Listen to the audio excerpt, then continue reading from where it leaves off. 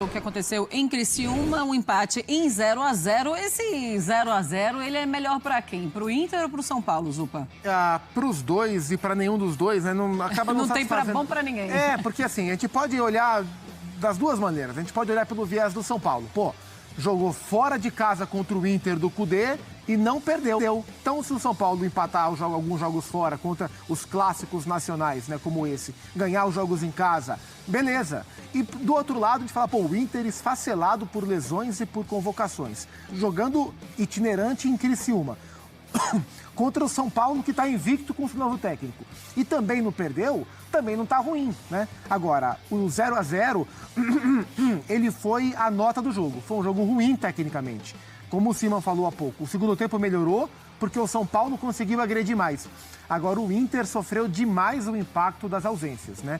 Então, sem Borré, sem Ener Valencia, sem Alário, perdendo Alan Patrick logo com 4 minutos de jogo, que minou qualquer poço de criatividade que o Inter pudesse ter, e não é nada contra o Johan, mas a mudança técnica, ela é muito grande.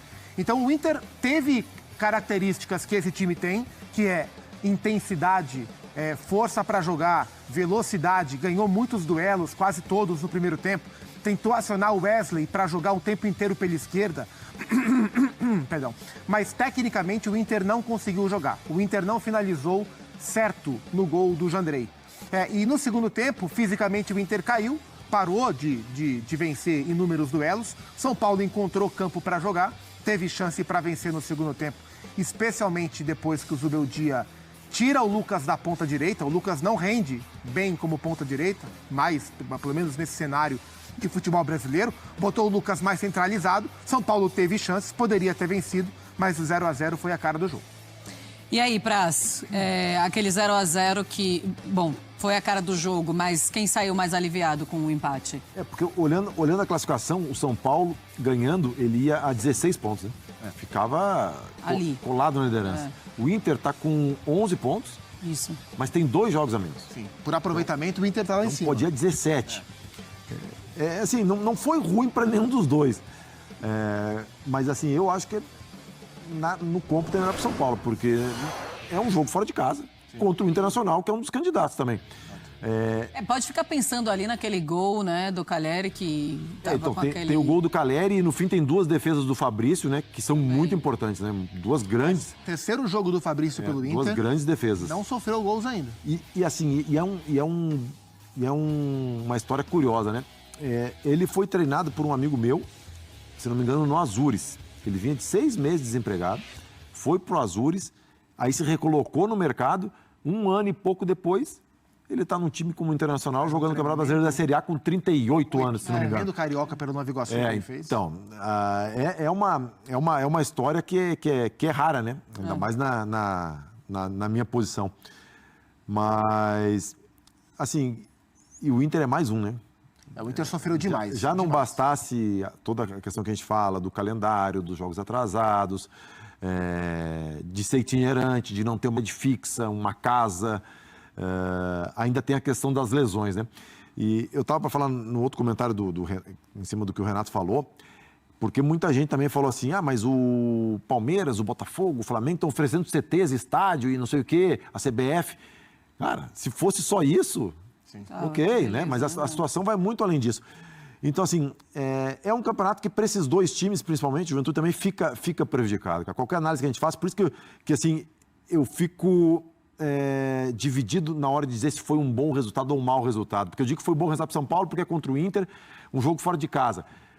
Se eu digo que é bom para São Paulo, eu digo que é ruim para o Inter, mas analisando o contexto todo, Zupac, eu não posso dizer que foi um resultado ruim para o Inter, ainda mais contra o São Paulo, que vem numa crescente desde que o Zubeldia assumiu, o São Paulo não perdeu. É verdade.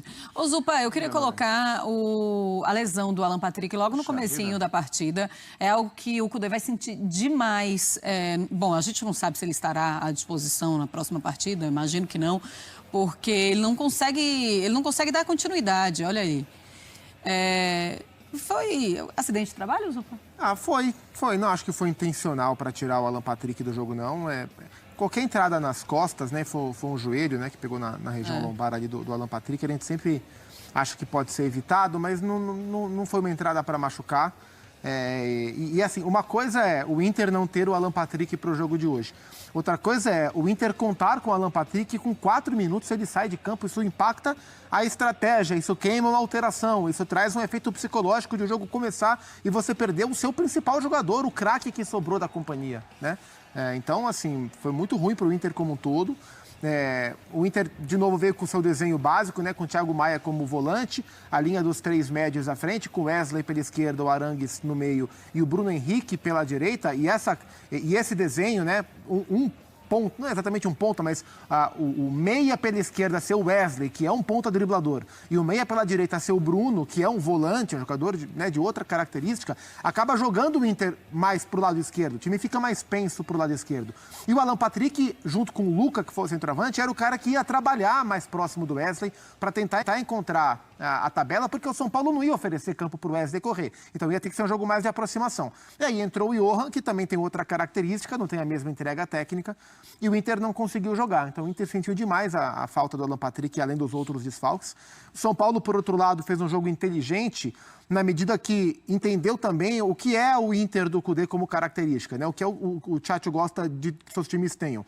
Muita intensidade, muita verticalidade, muita velocidade. O que o São Paulo fez? Ele marcou bem lá atrás e quando tinha a bola, São Paulo teve mais posse, a maior parte do tempo, mas foi uma posse que, no primeiro tempo especialmente, ela foi mais no campo de defesa e o São Paulo tirou a velocidade do jogo. São Paulo tirou o ritmo que o Cudê queria colocar no jogo, né? Tentou com muita bola longa no primeiro tempo jogar, não conseguiu. E aí no segundo tempo, quando o Inter baixou a intensidade, tal qual no jogo contra o Belgrano, né, no jogo da volta do Inter em Barueri, que teve um bom primeiro tempo e uma queda brusca de intensidade no segundo tempo, hoje de novo teve também. E aí o São Paulo foi para o jogo, o Zubeldia fez as trocas que tinha que fazer e o São Paulo chegou a ser melhor. Como disse bem o Simão há pouco, o primeiro tempo foi de dormir. Até porque, olhando imagem por imagem, o Maracanã estava super iluminado e o Heriberto Rios parecia mais escuro. E o jogo foi ruim também, né, tecnicamente, pelos motivos todos já citados. Então ficou difícil pro gol sair. Acabou saindo com o Caleri, mas o impedimento foi marcado. Parecia não. É bem escuro mesmo o Heriberto Rios. Ele fica... Você já tinha falado isso mesmo. Conheço, já fiz alguns jogos lá. Bom, vamos colocar os números, mas do Zubeldia é impressionante o que ele consegue fazer com esse São Paulo desde a chegada dele. A gente tem uma tela interessante, os torcedores estão completamente zubeldiados.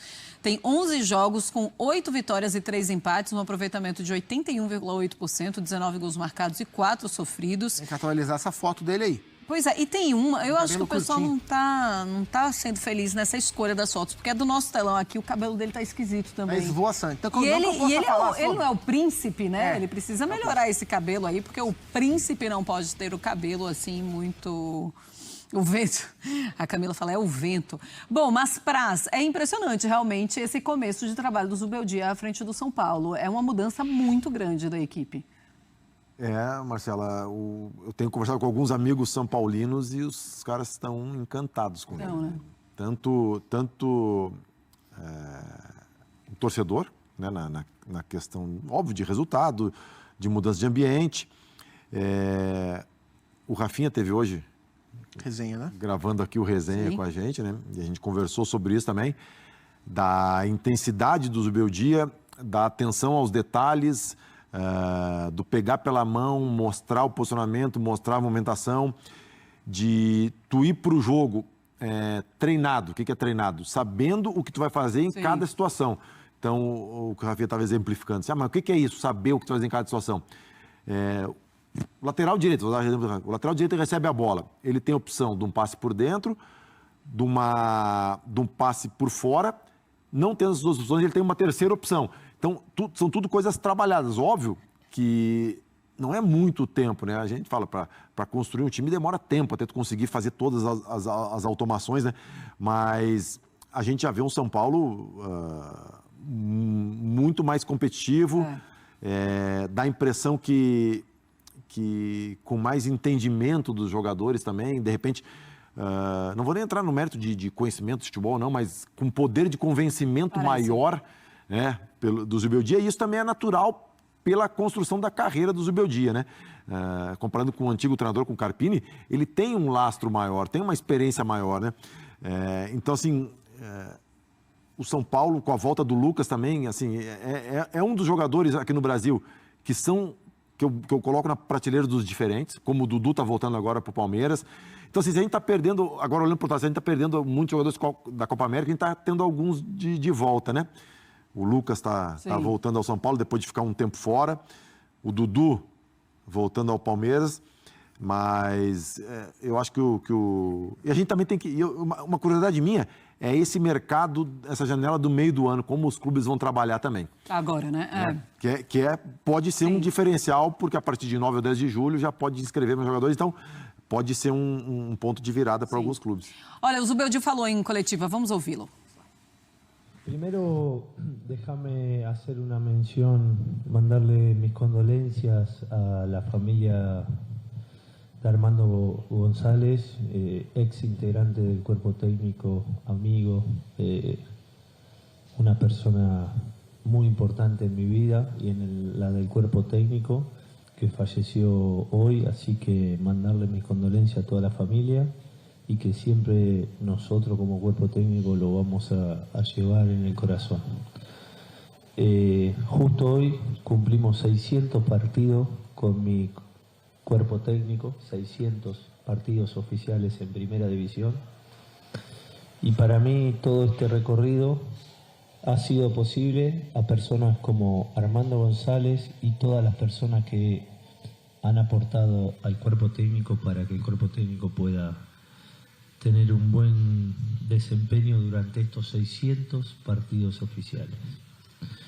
Dicho esto, creo que Inter tiene un plantel muy importante, una inversión muy importante.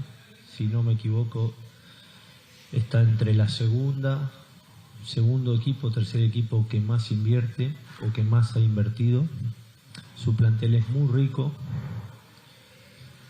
Contemplando estas situaciones, jugadores de selección, jugadores con lesiones, creo que hicimos un partido correcto, un partido bueno.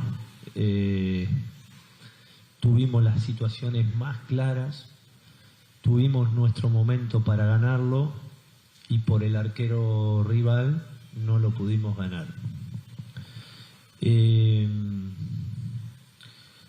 Para nosotros haber venido acá, haber competido bien,